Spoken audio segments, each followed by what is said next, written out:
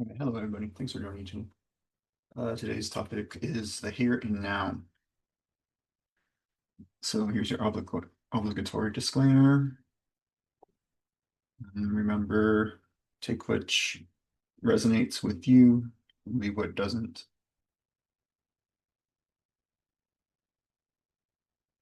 Currently, we're still at the I am with Socrates here. It's best to come into these sessions with an open heart, open mind. Think of yourself as a blank slate. Here's what's up chat updates for those not in chat on YouTube. This week we had, well, last session we had an awakening, so congratulations to all who have awakened.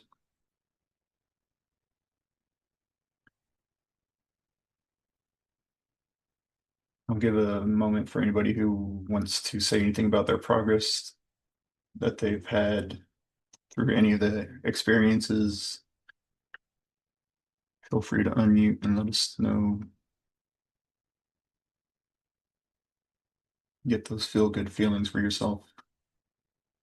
Even if you don't feel like saying, you can think them to yourself.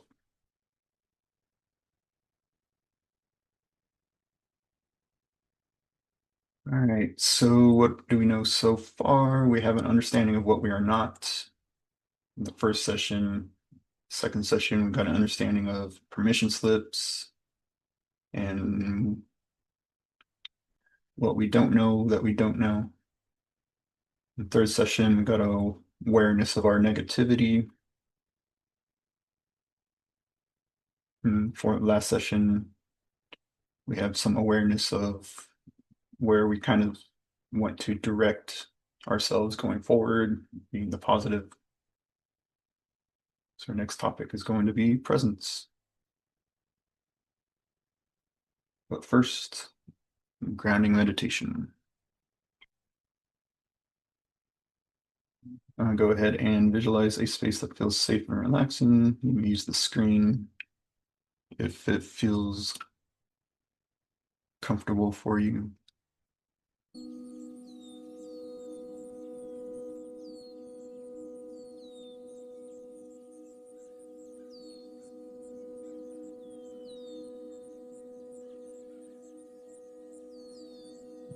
Let's go ahead and close our eyes or gaze softly at the screen and allow yourself to arrive into this space. Not just the space, but this moment. There is nowhere to be but here, and there is nothing to become, only to be. Let your awareness rest on your breath. Notice the inhale and the exhale. Let the breath be like a wave flowing in and down.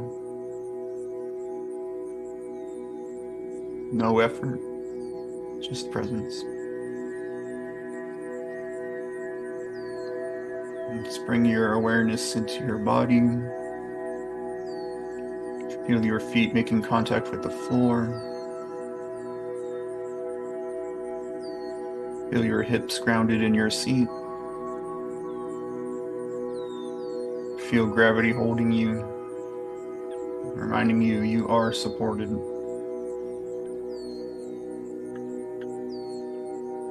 As you breathe, notice how time slows in your awareness. There is no past here. There is no future. Only this sacred still now.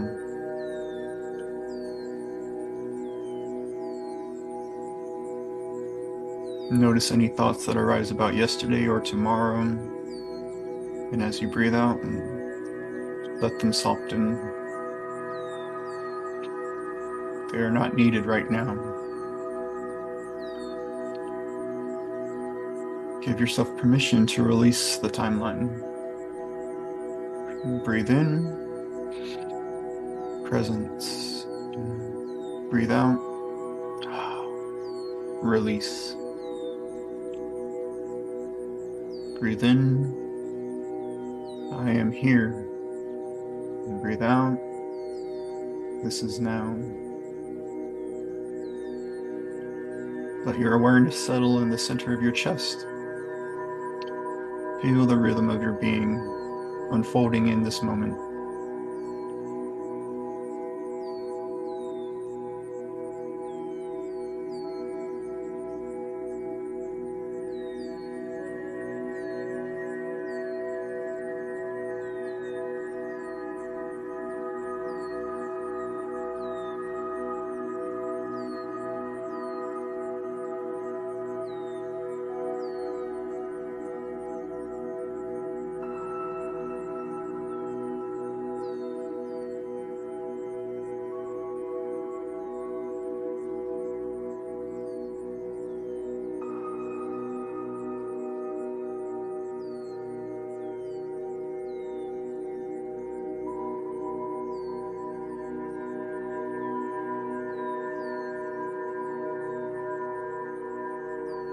Feel yourself being energized and accepting of any new information and insights that I may share with you today. One last big breath in and out.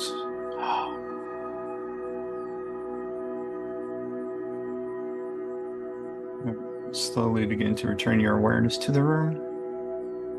Gently wiggle your fingers, your toes, and open your eyes, and try to bring this presence with you into the rest of the session.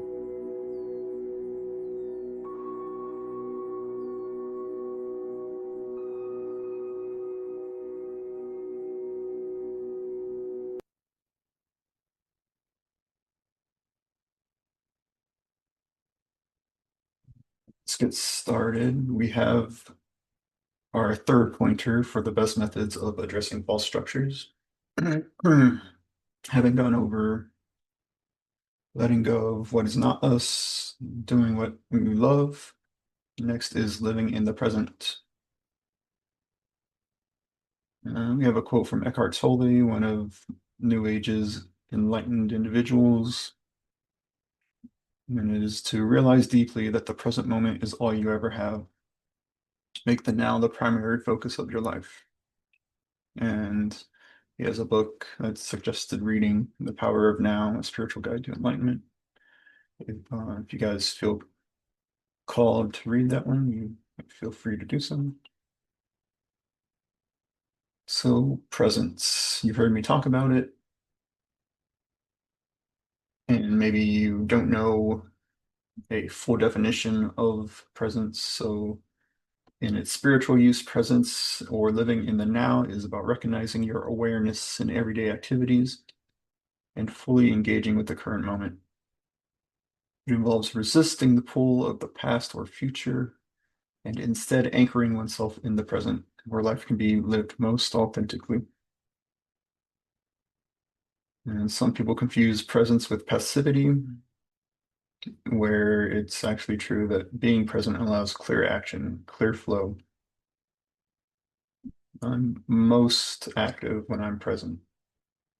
When I'm not present, things tend to not happen. It's the sort of thoughts associated with presence. So some questions to ask yourself: what gets in the way of you being fully here now? What pulls you into the past or the future? And when do you feel the most aligned in the moment?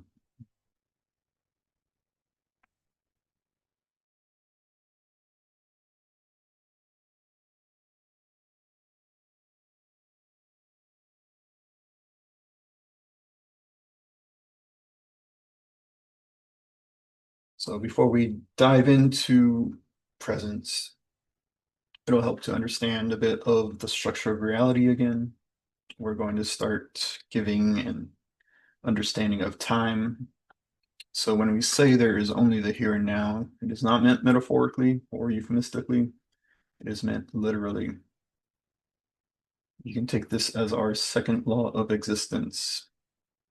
There is only the here and now. Everything is here and now. This means that existence contains all the available options to us, and our experience chooses between those paths as we see fit, sort of from the quote unquote frames of reality. And these form together linearly in a believable experience orchestrated by the soul. So, as I said last time, we are not bodies with a soul. Our soul creates our body and our reality, our experience. This means we're creating time and space. And a common misconception is that existence is subject to time, but it's actually the opposite way around. Time is subject to existence. And here's our soul picture again for any of those who haven't seen it.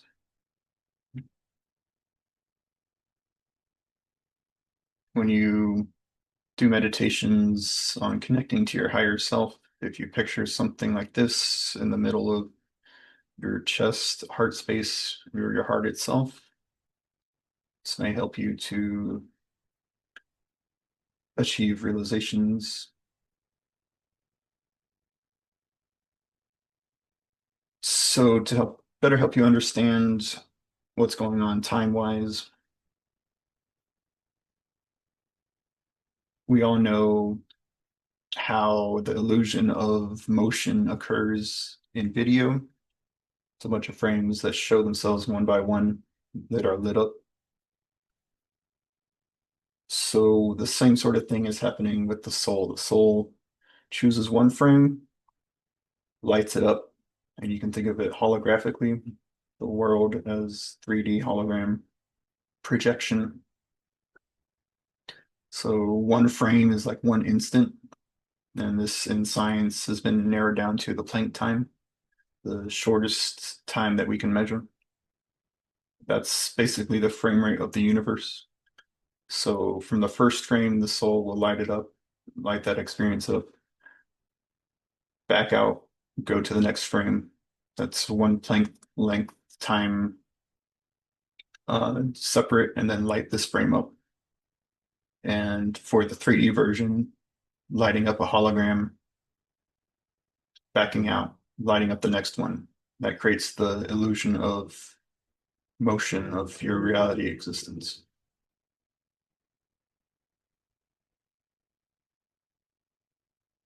So reiterating that there is only here and now, literally. The past and future only exist as mental projections. They are illusory.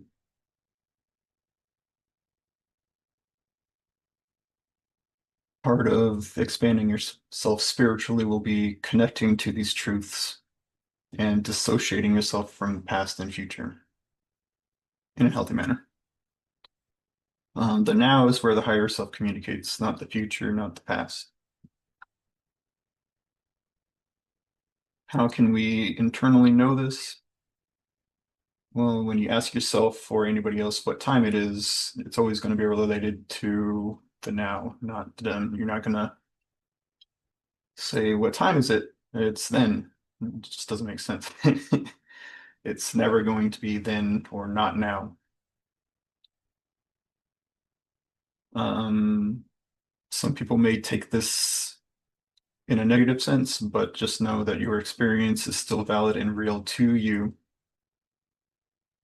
Knowing the underlying structure and how it works does not invalidate any past experiences that have occurred and things that you still may need to process.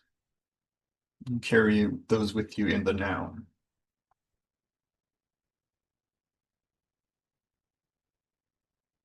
So some ideas to plant in your minds is that the now informs the past and the future. This is why we say you are not your past. There's the association with holding on to your past as a ego structure, a false structure within you. But there's also just the structural component of the universe where there is no past for you to be, just who you are in the moment now. You don't change the reality you're in, you shift to realities where your changes are reflected. So say we have a general timeline is usually straight if you're not making any changes within yourself. There's hopping back and forth. Say the top line is more aligned choices and the bottom line is less aligned choices. You're hopping in between those all the time, creating an experience of reality. When you make a big change, you might shift higher and start your path along those, but it's not the reality changing, it's you changing. So say you want to see a better Earth reflected in your reality. You don't change the Earth you're on, you would change to an Earth that's reflective of those better qualities. This also means that your past changes to reflect the new you after the change. This one's a biggie. It will take most of you a lot of time to understand this completely. That's okay. This is just to get the idea planted in your mind for now. Your past changes to reflect the new you after the change. This is typically not perceivable or relevant to your experience, but an example of this is the Mandela effect, where collectives have experienced a different past, but they're living in a new converged timeline together. Um, so if you don't know what the Mandela effect is, it's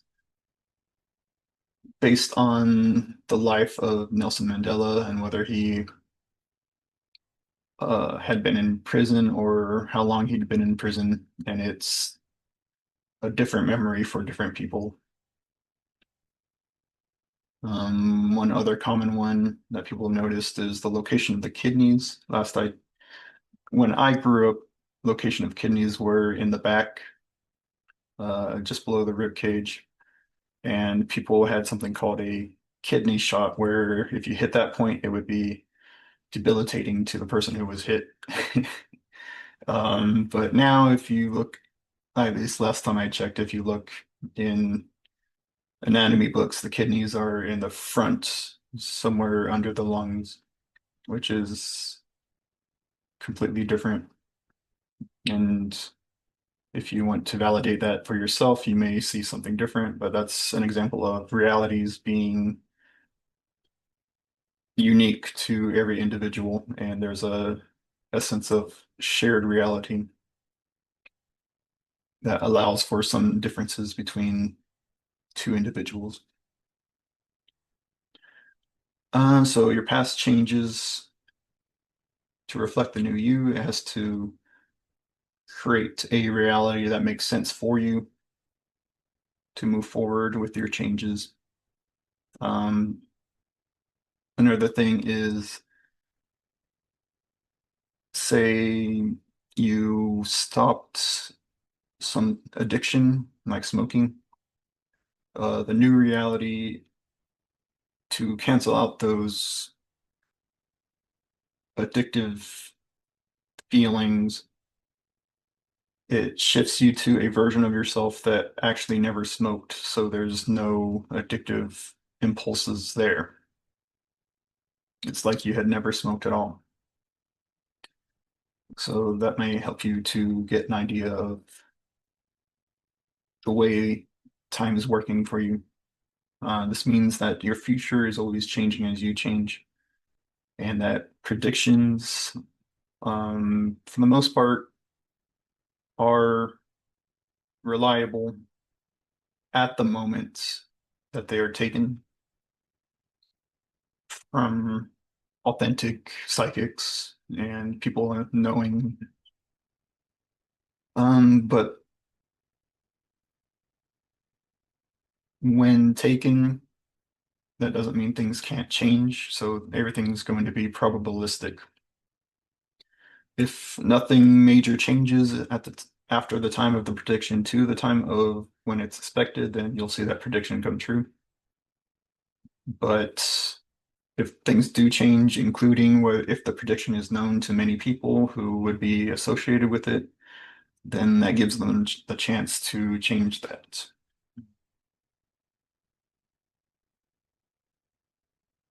So that's why predictions may not seem so reliable. It's because at the time in the reality that they were made, that was the energy of the moment and the momentum.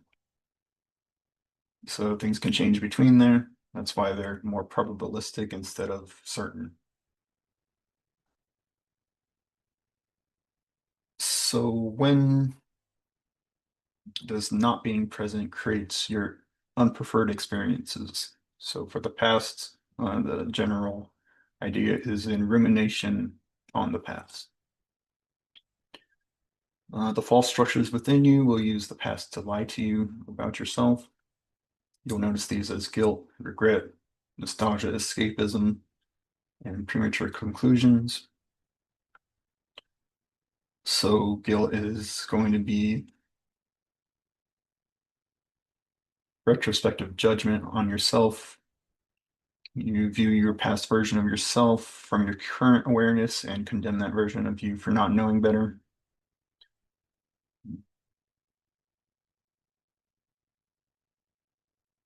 That creates a loop that feeds on identity, saying, I am a bad person because of what I did.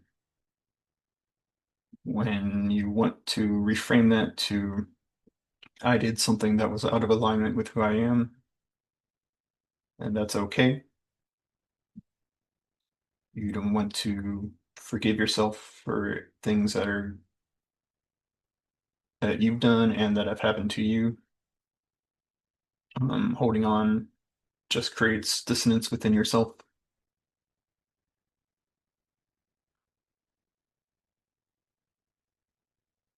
That doesn't condone the actions of anybody who have created harmful situations to you in the past. But I'm just saying it's not helpful to you to hold on to those. Guilt is often mistaken for virtue or conscience, but unprocessed guilt becomes self-punishment, not transformation.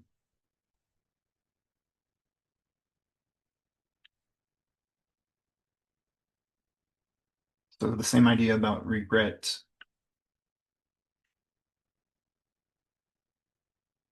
and nostalgia escapism. If you find yourself daydreaming about the past, you're not being present. You're thinking that there's some other place you'd rather be, which is not honoring the now. Remember last time in the positive beliefs, you can turn the present moment exciting to you via various methods, and then informing your current situation based on premature conclusions.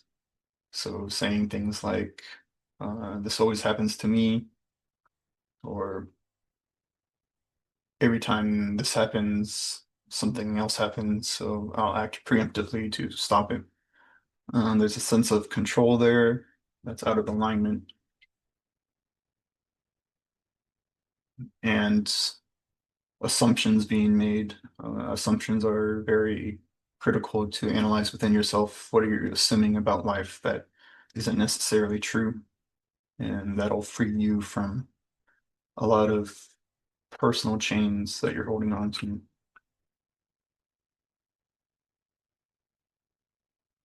So, what are the false beliefs behind guilt, for example?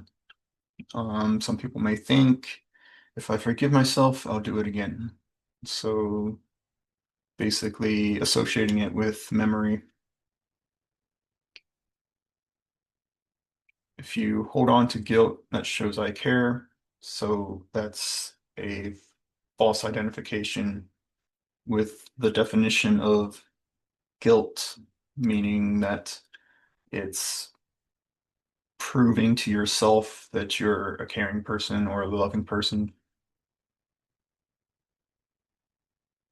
Saying something like, I deserve to suffer for this falls into the rumination and being downtrodden, not understanding your power as a sovereign being. Um, any sort of thoughts like this come from habits and choices to stay in a negative state, whether you're conscious of it or not. So how would you reframe these? You can say that the past only exists as memory, filtered and often distorted. Who you were then acted from a different level of awareness. You can say that you did the best you could with the information that you had at the moment, and that's enough. And true learning equals integrating the lesson, not living in the pain. So once you integrate the lessons, they may naturally fall out of that rumination cycle.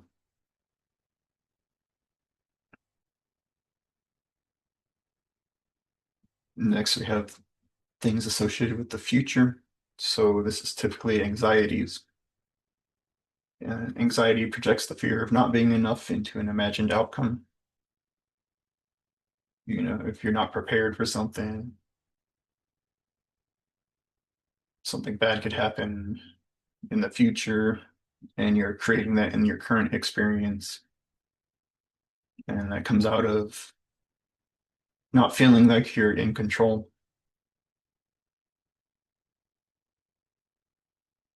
So it anchors your nervous system in the illusion that the future is happening now, triggering stress responses to scenarios that haven't occurred.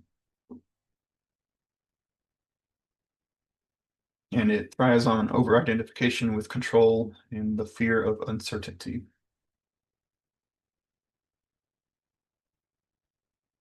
And I believe last session we mentioned that true control is not trying to make things happen the way you prefer them, but to allow the higher self to guide you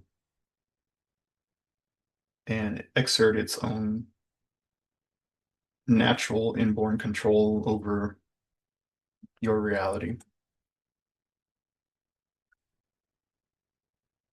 So, some false beliefs behind anxiety. If I think enough about what could go wrong, I can prevent it.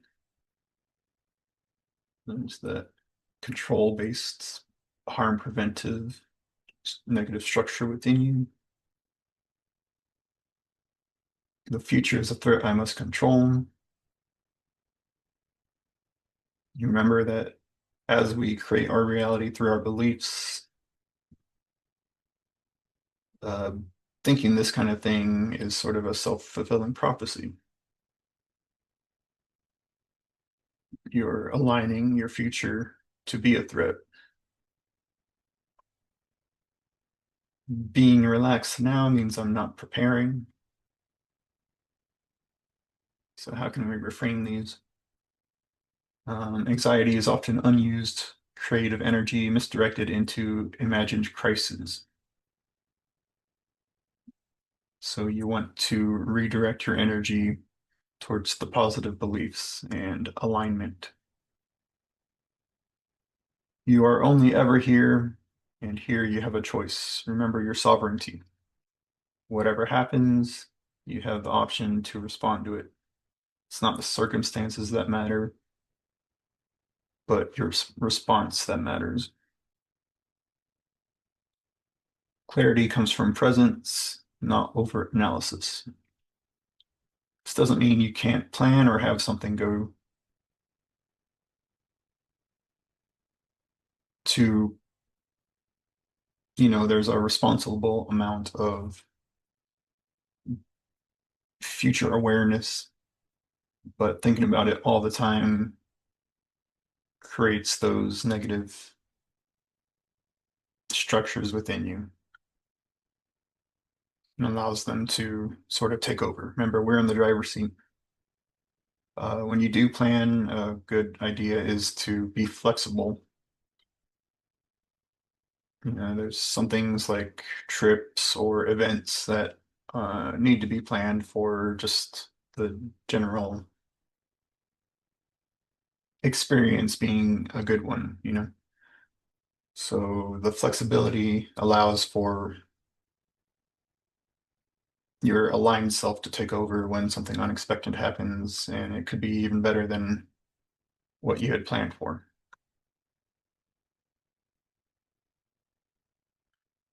So some examples of specifically anxiety and future related issues that can come up. Number one is time anxiety. You feel like you're running out of time. There's core wounds within you where you've been forced to rush. You've been forced to think you don't have enough time to do what you're doing. And if you don't do or get something done, then you're a failure or something along those lines. There's the condition of perpetual waiting or conditional living. These are the thoughts like, I'll travel when I have this much XYZ in my savings account, or I'll go do something when I have a better car or something like that. So those arise from internal wounds thinking that you're not good enough in the moment. And when some other condition happens, you'll then be able to enjoy life. Next, we have fixation on escaping a timeline or reality as a form of avoidance. So in the spiritual realm, in the spiritual space, I should say, just human wise, you can see people saying, I'm on the wrong timeline. I should be on a different timeline. And then turning that into a negative structure within themselves. 5 a.m.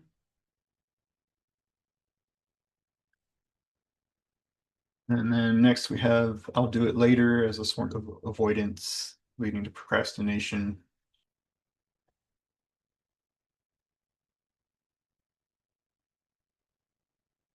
The next segment will be about balance. Last session, I introduced positive beliefs in doing what you love, what excites you, following your passions, etc. This can be easily mistaken by the false structures within you as Justin is saying I can do whatever I want, but it's not the case. Remember that what we want is rarely what we need or what is aligned, because the false structures within you can create feelings of what you want. So I just want to reinforce that I'm talking about aligned and integral actions being the things that you want to let yourself do that you may be holding yourself back from, or deceiving yourself by doing things that you quote unquote want but aren't necessarily fulfilling to you. And we want to create that honest discernment and determine where the desire is coming from.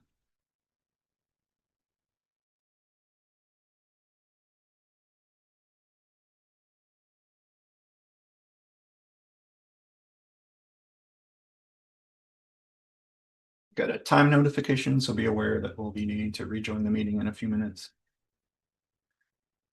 So I'll introduce to you the idea of the balance point that is true for you and the structure of this reality, not all of existence. So this isn't a law. There are other realities where there are 5 points or 1 point. You commonly hear this reality described as a duality. You know, there is one end and another end, and you're either between them, but it's actually a trinity. There are two extremes, and the balance point is between them that forms the trinity. This is often called the middle path in things like Buddhism or Taoism. And it's the intersection of your true internal need, physical, emotional, spiritual, your self-awareness, your watcher, higher mind, soul, and being present and unclouded by false structures like past trauma or future fear. Discernment here is why we introduce aligning the negative false structures first, as they will interfere with our attempts to find our balance points because they wish to prevent you from harm in ways that may not be preferred. Remember, those negative structures, false structures, love you and are trying to help protect you, but may not be doing so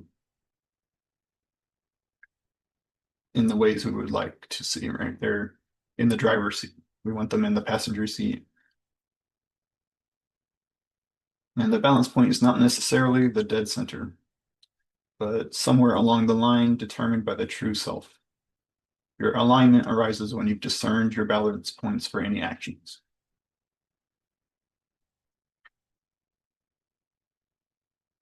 So we have the two far ends. You can picture this as on the negative side and this on the positive side of how much action you're taking.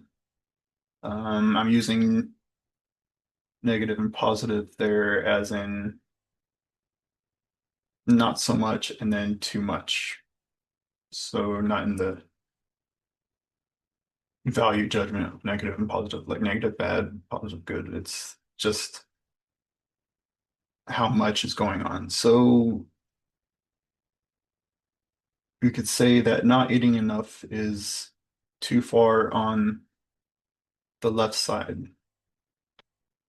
And then in the middle, we have just the right amount for what you need in the moment. And then there's eating too much, right? So forsaking money, living by money.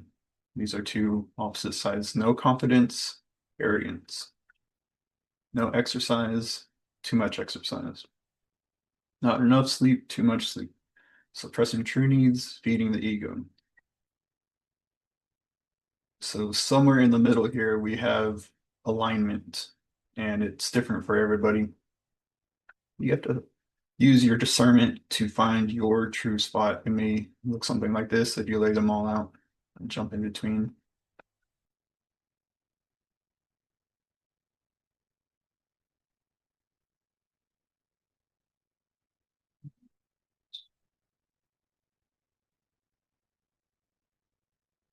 Why this bottom bar isn't overlaid, but we'll just work with it. So one misinterpretation, misperception is on the definition of freedom. Many think that freedom means the ability to do what you want when you want. But is this liberating to your true self? Consider that many billionaires attain this sort of freedom, the ability to do what they want when they want, yet still suffer from boredom, listlessness, unfulfilled feelings, depression. They can have anything they want and still not feel satisfied. This is because the indulgence in vices, your wants, not necessarily your needs, is not fulfilling. Because true freedom and liberation come from the ability to act in alignment without false structures interfering. This is a quote you want to internalize. True freedom and liberation come from the ability to act in alignment without false structures interfering. So, without your ego interfering, without parts of you interfering. Those are your false structures. And acting in alignment brings those fulfilling and rewarding experiences and satisfies your inner self. So, some help in identifying misaligned actions. You feel urgency. I have to do this right now. The true self acts in flow. Things just happen. Things fall into your lap. If something doesn't happen, then it didn't need to happen that day. 9:15. The next is that you don't feel satisfied. After the act, you're still restless or self-critical. You don't feel satiated. It feels like an escape, like you're avoiding something by doing the action, or you are trying to alleviate some negative feeling through another action. So emotional conversation, this can be like ranting, um, secluding yourself in silence, uh, using addictive behaviors to escape from some negative feeling or try to fill a hole that can't be filled with whatever the addicted action is trying to fill. The action is repetitive. You keep doing it despite negative consequences or lack of joy.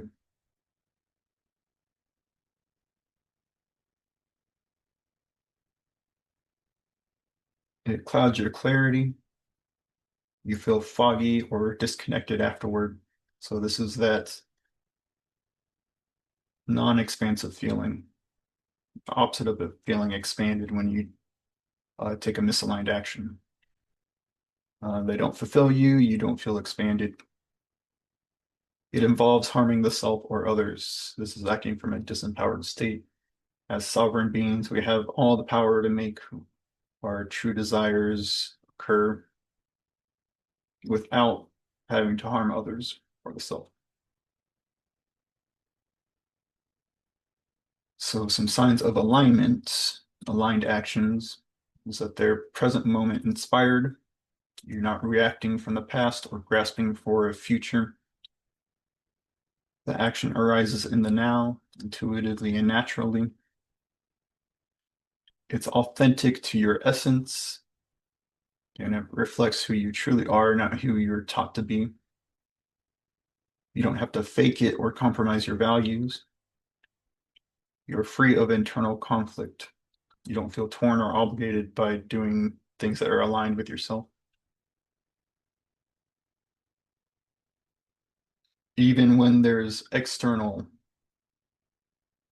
what you would call friction, people are against what you're doing. You don't feel torn. You know you're in the right. You know you're doing something that's aligned with your true self, and you have a clarity about it. So, an example related to these is, say, assisting a homeless person or someone who is calling for help. I'm sure you've heard or witnessed someone in distress and then the people around them going about their lives. They're choosing to remain in their ego states, to follow the negative ego flow of not disturbing the environment, but a aligned action would be to go off and see what those people need, right? To offer your assistance, despite what the rest of the society is doing. Some more signs of aligned actions are that it feels effortless or energizing. Even if you're putting in a lot of effort, it flows more like a dance than a grind. Remember last time I mentioned grind culture is old and outdated. You don't need to do so much to get more when you're taking aligned actions. Things fall into place for you versus trying to force them into place. It doesn't leave you depleted, it fuels you.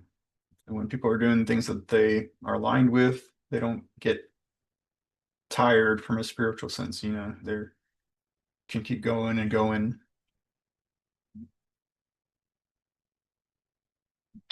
You are not attached to the outcome. You're doing it in the moment because it's what you love to do. Some example is me right now. I am in the moment loving sharing this information. I'm not attached to whether you're taking this to heart or not. I'm not attached to how many people see it. I'm putting it out there because it's what I want to do. So I'm not forcing a specific result, and you trust the action itself is meaningful and complete. It's in harmony with other sovereignty. It honors both your truth and the free will of others. It doesn't manipulate, dominate, or please out of fear. And you may have noticed a subtle guidance from the higher self. It may come as a whisper, a nudge, or an inner yes. Synchronicity, we'll discuss that more pretty soon. The more you are acting out of alignment, the more synchronicity will show for you. It aligns with your values, purpose, or inner excitement.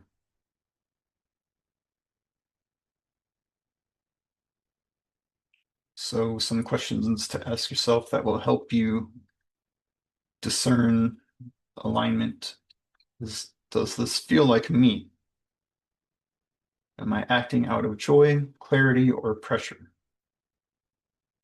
Would I still choose this even if no one knew or applauded? Not attached to recognition or anything like that. Am I trying to control, prove, or avoid something? You're acting from your true state, and your state is sovereign and sure of itself. So you don't need to prove to anybody that something's going on. You don't need to try to control what the outcome will be. You're not trying to avoid some perceived negative situation. Remember, all situations are effectively neutral to the universe. It's how we react, respond to them. That's important. Then ask yourself, what part of me is choosing this? Your soul, your shadow, survival mind, ego, etc. So some final thoughts, things to keep in mind. There is a healthy level to the actions that we take every day, and that's what we're targeting. Healthy level being alignment. The vices and sins, as some belief systems and practices teach, are not automatically wrong by definition. Remember, things are neutral. For the most part, they are seen as issues because they can easily lead to excess, and that is not aligned. The definition of addiction that is useful in the spiritual practice, spiritual area is trying to avoid or fill a hole with something that can't fill holes. And there's more to addicted actions than just drugs.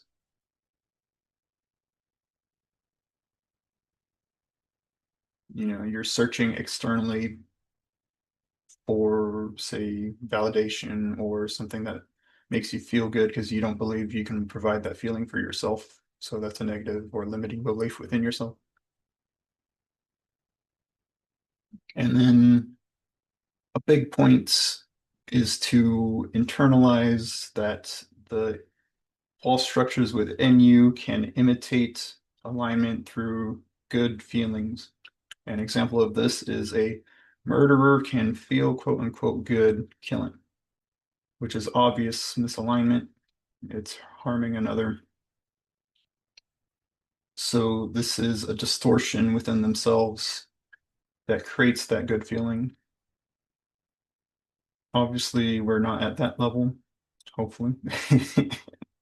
But from lesser ends. What are you quote unquote feeling good about that could be misalignment due to false structures? What are they telling you you feel good about versus what you know you feel good? What is aligned with yourself?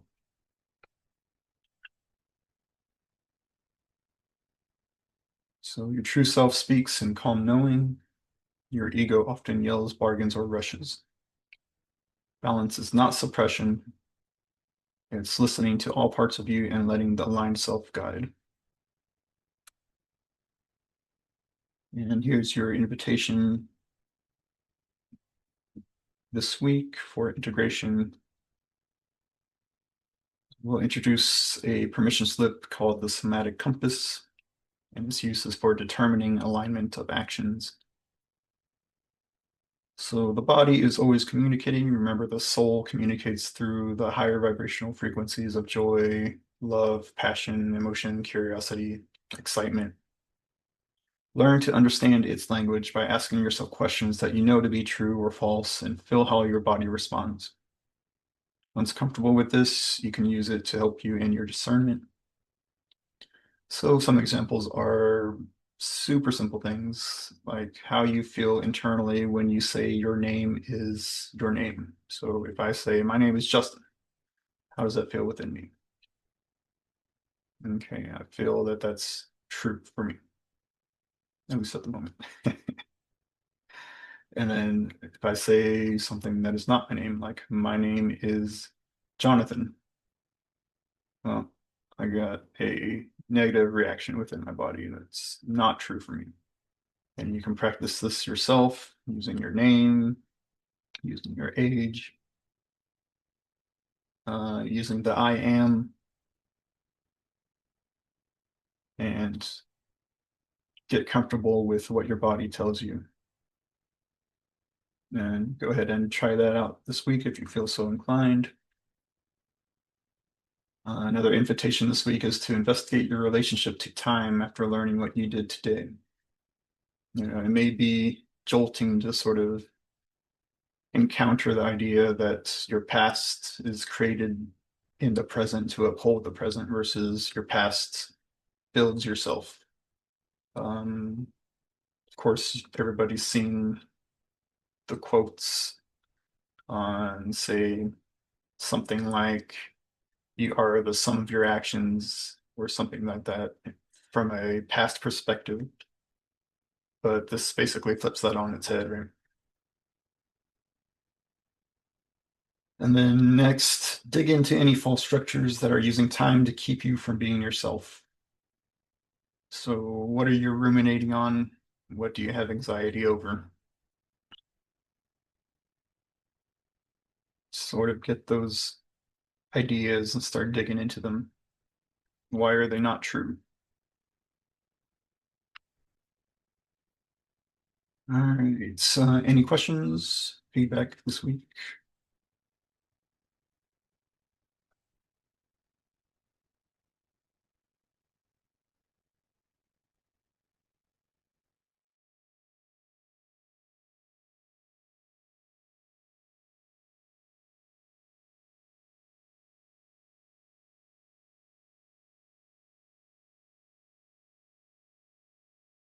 Okay, we have one question in chat. Why are we shifting realities rather than the reality we're changing? How do we know this? So this goes back to understanding the structure of the universe. One of the ways we know this is like the example I gave, the Mandela effect. There are different experiences in the collective that demonstrates that there was a massive shift that had happened for many people. We can use that. For the most parts, if it's not relevant for you, you will not notice when you're shifting. This is a big roadblock for many people. Um, we have the idea of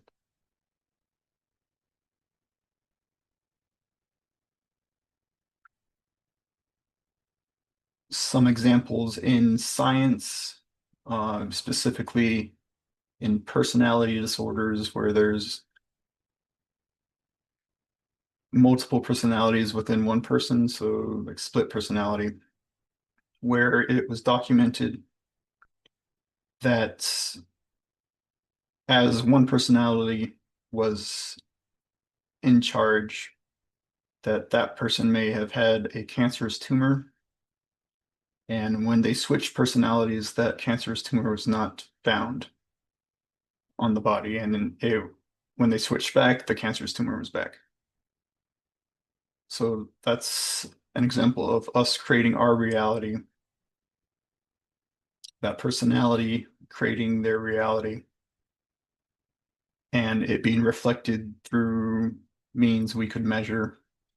Typically, it's not means we can measure, but those split personalities are allowing us to see those reflected in the general shared reality.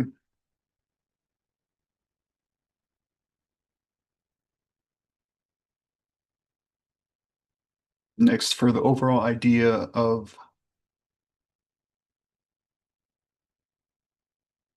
not changing the realities we're on, is because you can think of the reality that we experience as these snapshots, right? We're jumping between this frame to the next frame to the next frame.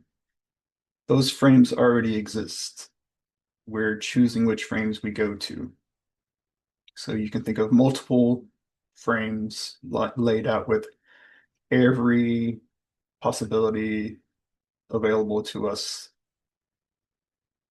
And those frames are unchanging themselves, right? This picture doesn't change. But when we shift our focus from one to the next, we're creating the illusion of time and the illusion of our reality. Of course, you're doing it in the 3D visualization. I first got my head around this by thinking of a field of cubes, a bunch of cubes lined up in 3D, and then imagining that the soul is lighting one up, popping out, lighting the next up, popping out, and then it choosing paths that are believable to you to sort of uphold your reality. Does that answer your questions?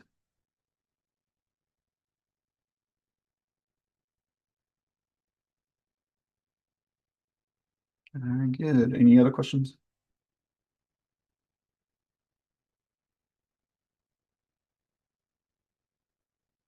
All right. No other questions. We'll go ahead and start the ending meditation.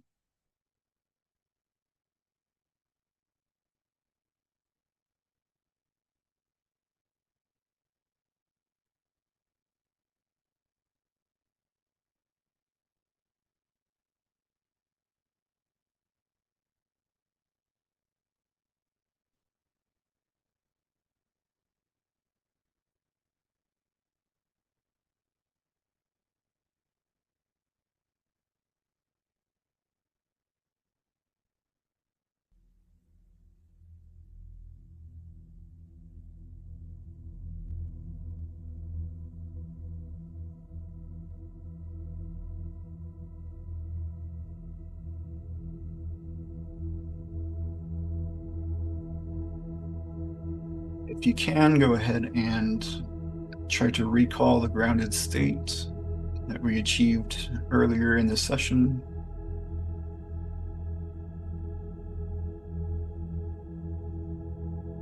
And slip into allowance, allowing your body to rest.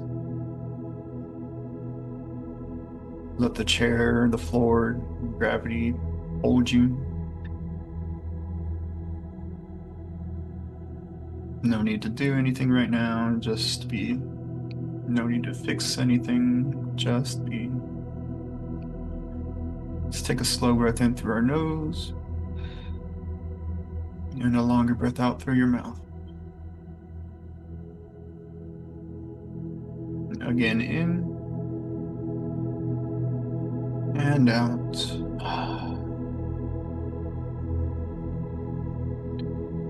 With each breath, let yourself arrive more fully into the moment.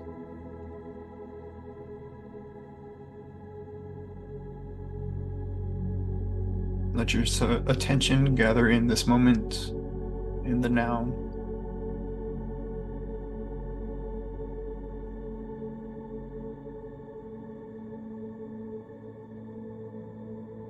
If you're comfortable with any awareness practices, like imagining your soul connection in your heart space, or pulling your consciousness out and away from your ego structures, you can use those right now.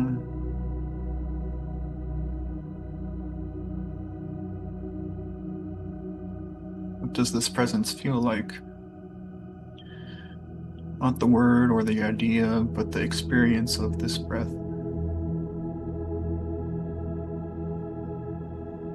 Of this exact moment unfolding.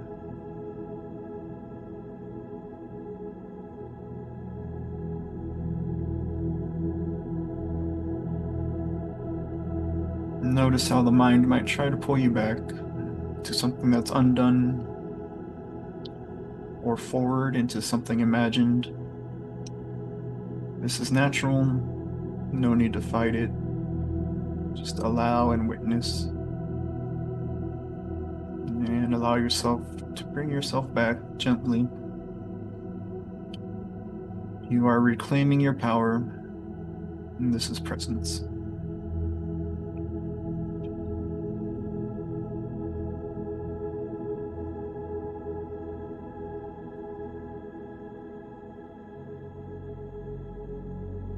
Now let's go ahead and bring our attention to the center of our body, just above the navel. This is the area of the solar plexus and chakra systems that we haven't yet introduced. But this is the general area of your inner compass, your gut feeling. It's the place where impulses meet wisdom, where action and stillness touch. As you breathe, imagine a golden light gently spinning here, clockwise. Not too fast, not too slow, just balanced.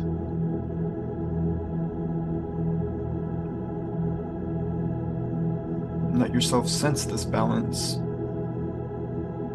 between doing and being, between giving and receiving, between movement and stillness. Let this golden center guide you. Ask it quietly, what do I need? Not from fear, not from habit, but from truth. What do I need?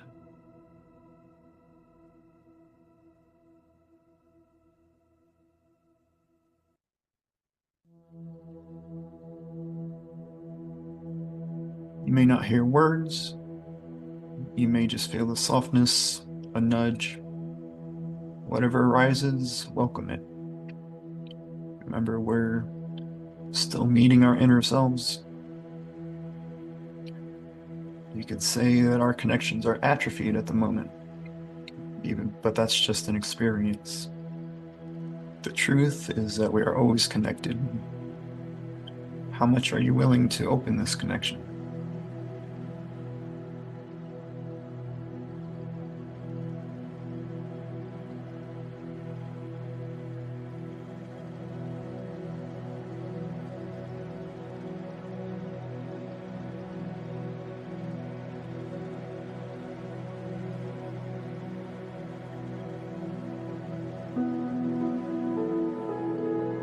Allow yourself the space to be.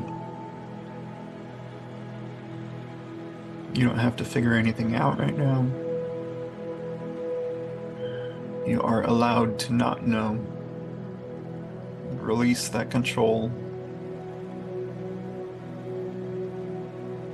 You are allowed to rest in the center, where your presence becomes clarity, and clarity becomes aligned action. Feel the flow of the universe.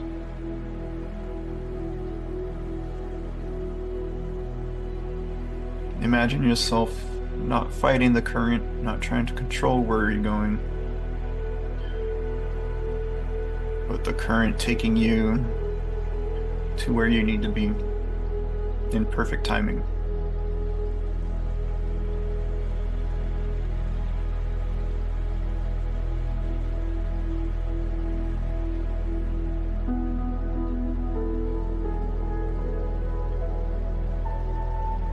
You can say these affirmations to yourself internally.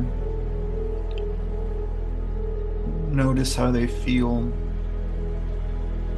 Practice in somatic identification. When you say, I am here, how does it feel? I am whole.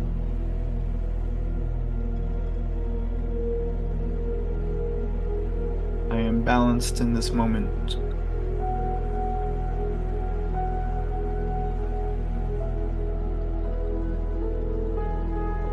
From here, I move when it's time to move.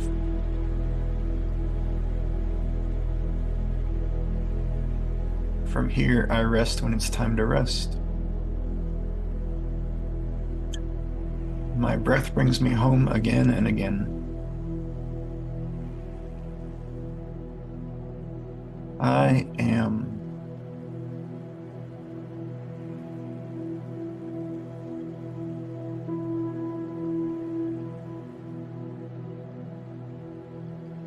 Take a few minutes to sit in the presence of now, the presence of your I am.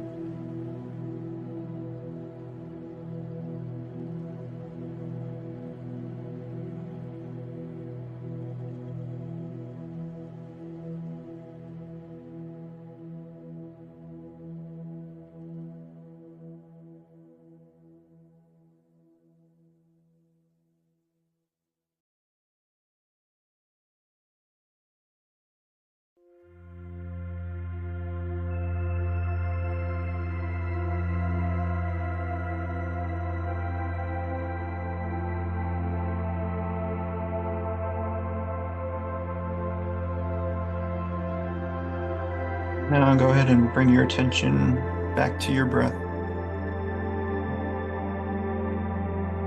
back to your heart, to feel your heartbeat,